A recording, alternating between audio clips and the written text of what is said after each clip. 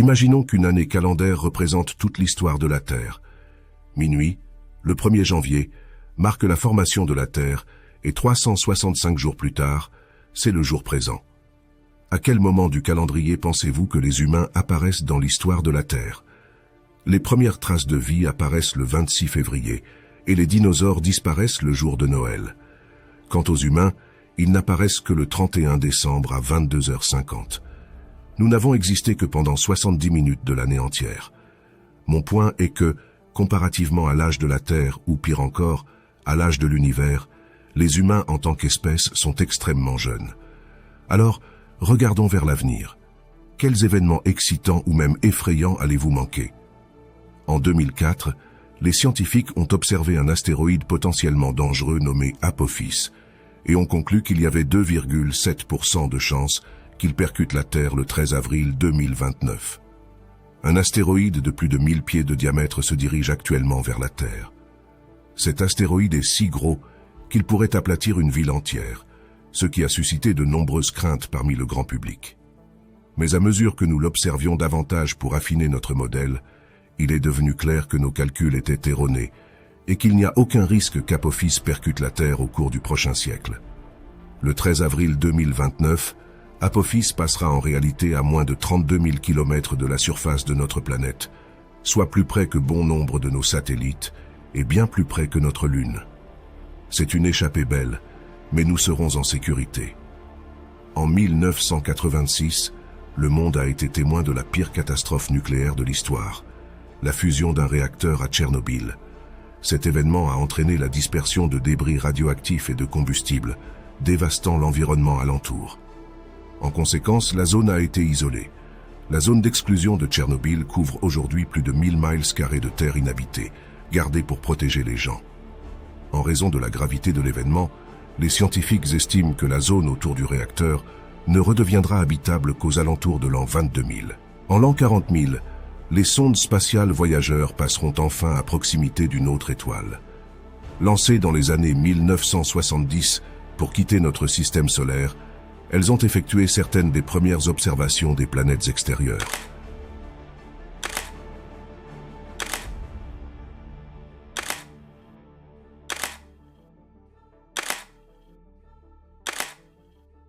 À l'heure actuelle, la sonde Voyageur 1 est l'objet fabriqué par l'homme le plus éloigné de la Terre.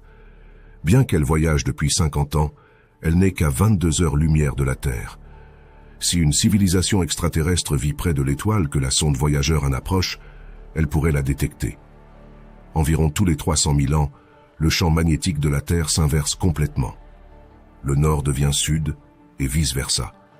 Mais il semble que nous soyons en retard pour une inversion des pôles. La dernière a eu lieu il y a environ 780 000 ans, donc dans les prochains milliers d'années, nous pouvons nous attendre à voir le champ magnétique de la Terre s'inverser. Cela pourrait nous mettre en danger, nous rendant plus vulnérables aux tempêtes géomagnétiques, augmentant nos chances de subir des pannes d'électricité à l'échelle mondiale. Lorsqu'une étoile massive arrive à la fin de sa vie et n'a plus de carburant à consommer, elle refroidit, provoquant l'effondrement de l'étoile sur elle-même en quelques secondes. Cela envoie des ondes de choc à travers toute la galaxie, connues sous le nom de supernova. Il y a plusieurs étoiles dans notre ciel nocturne qui approchent de leur fin. Plus précisément, il y a ces deux géantes rouges, Antares et Bételgeuse, qui sont prêtes à exploser très bientôt. On s'attend à ce qu'elles deviennent des supernovas dans le prochain million d'années. Cela pourrait techniquement se produire demain, donc peut-être que vous ne le manquerez pas, mais il est plus probable que vous soyez partis bien avant de pouvoir le vivre. Lorsque ces étoiles deviendront finalement des supernovas, ce sera un spectacle vraiment magique à voir. L'éclat post-supernova apparaîtra plus brillant que la pleine lune dans le ciel pendant plus de 3 mois. Il sera si brillant que vous pourrez le voir pendant la journée.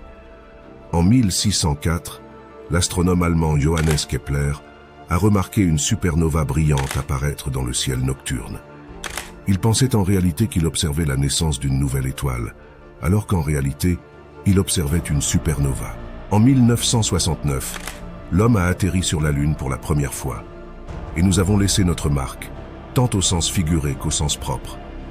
Les empreintes célèbres ont été laissées là, estampillées sur la surface lunaire. Contrairement à la Terre, il n'y a ni vent ni eau sur la Lune pour faire disparaître les empreintes.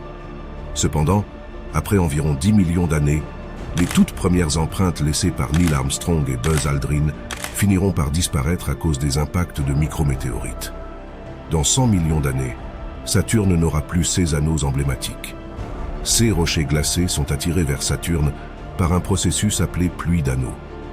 Nos estimations actuelles montrent qu'environ 10 tonnes de ces rochers tombent dans la géante gazeuse chaque seconde. Nous sommes vraiment chanceux d'exister dans cette fenêtre de temps relativement courte où nous pouvons voir Saturne dans toute sa splendeur avec ses anneaux. Mais ne soyez pas trop tristes. Alors que Saturne perdra finalement ses anneaux, une autre planète formera en fait de nouveaux anneaux. Dans environ 40 millions d'années, la gravité de Mars désintégrera sa lune la plus proche, Phobos. Ces fragments se répartiront dans le ciel, formant de nouveaux anneaux autour de Mars. Plus tôt cette année, le rover Mars Perseverance de la NASA a capturé ces magnifiques images de Phobos, éclipsant le Soleil sur la planète rouge. À l'avenir, cela ne se produira évidemment pas car Phobos aura disparu. Espérons donc que les humains sur Mars puissent le voir de leurs propres yeux avant qu'il ne soit trop tard. Il y a 66 millions d'années, un astéroïde de 10 km de large a frappé le golfe du Mexique, entraînant la mort des dinosaures. Selon nos meilleures simulations, des événements comme celui-ci devraient se produire une fois tous les 250 millions d'années. Donc, au cours des 180 prochains millions d'années, si nous sommes toujours là, bien sûr, nous subirons probablement un sort similaire, à moins que nous n'ayons développé une technologie capable de protéger la Terre d'ici là. Les sursauts gamma sont les explosions les plus violentes de l'univers. Ils sont créés lors de la formation d'un trou noir. Bien qu'ils ne durent que quelques secondes, les sursauts gamma émettent autant d'énergie que notre Soleil émettra pendant toute son existence de 10 milliards d'années. Un sursaut gamma dans la Voie lactée causerait des dommages inimaginables à la biosphère terrestre. Nos meilleurs modèles montrent qu'un sursaut gamma dangereusement proche devrait se produire au moins une fois tous les 500 millions d'années. Et, ce qui est pire, cela s'est produit dans le passé. Nous pensons qu'il y a 440 millions d'années, un sursaut gamma a été déclenché près de la Terre, frappant notre atmosphère et convertissant l'azote et l'oxygène en dioxyde d'azote. Cela a assombri le ciel et la planète a été plongée dans une ère glaciaire. Cet événement a causé la mort de plus de 100 familles d'animaux marins. C'était la deuxième extinction de masse la plus dévastatrice de l'histoire de notre planète et, dans les 500 prochains millions d'années, nous serons frappés à nouveau. Notre galaxie, la Voie lactée, est en route pour une collision directe avec notre voisine galactique, Andromède. Nous sommes actuellement à 2,5 millions d'années-lumière l'une de l'autre, mais dans 4 milliards et demi d'années, nous entrerons en collision, envoyant étoiles et planètes dans le chaos. Cela formera une nouvelle galaxie appelée Milcomède. Les trous noirs supermassifs au cœur des deux galaxies se rencontreront, finissant par entrer en collision et libérant plus d'énergie que toutes les étoiles de l'univers observable combinées.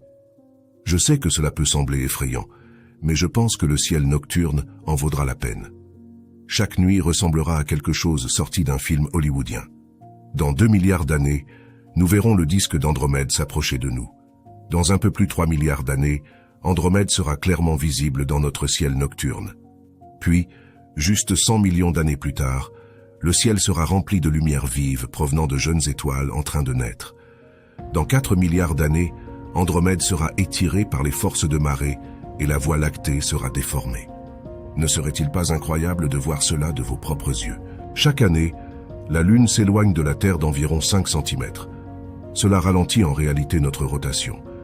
2 cm peuvent ne pas sembler beaucoup, mais sur des milliards d'années, cela s'accumule. Lorsque la Terre était encore une jeune planète, chaque jour durait en réalité 5 heures.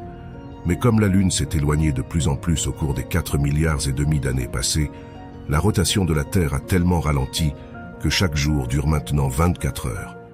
Si la Lune continue de s'éloigner à ce rythme, dans 4 milliards et demi d'années, chaque jour sur Terre durera environ 43 heures. Espérons simplement que votre patron ne s'attendra à ce que vous travailliez que 8 d'entre elles. Les étoiles ont chacune une durée de vie limitée, et un jour, notre Soleil mourra. Lorsque le carburant dans son cœur sera épuisé, dans environ 5 milliards d'années, ce sera fini. Il n'y aura plus d'hydrogène à fusionner dans le noyau.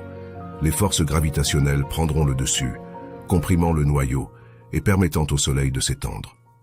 Le Soleil deviendra massif, si grand qu'il consommera toutes les planètes rocheuses internes, y compris la Terre. À ce moment-là, le Soleil sera officiellement une géante rouge et restera ainsi pendant 1 milliard d'années.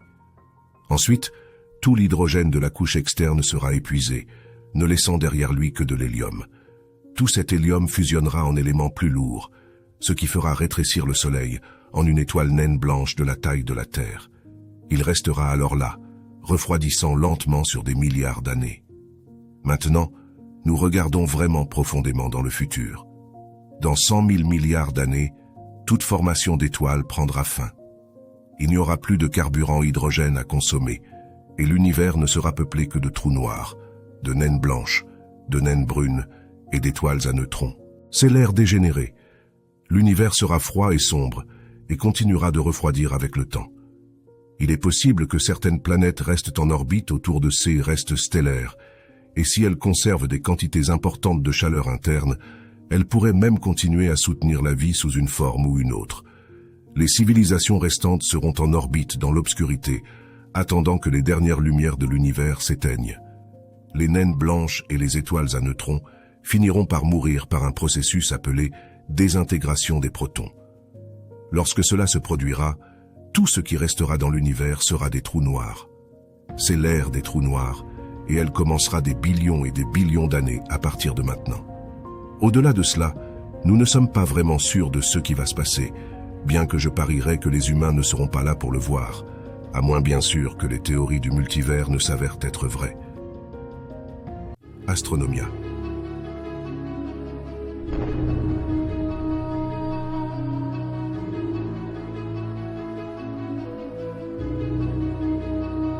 Où les mystères de l'univers prennent vie.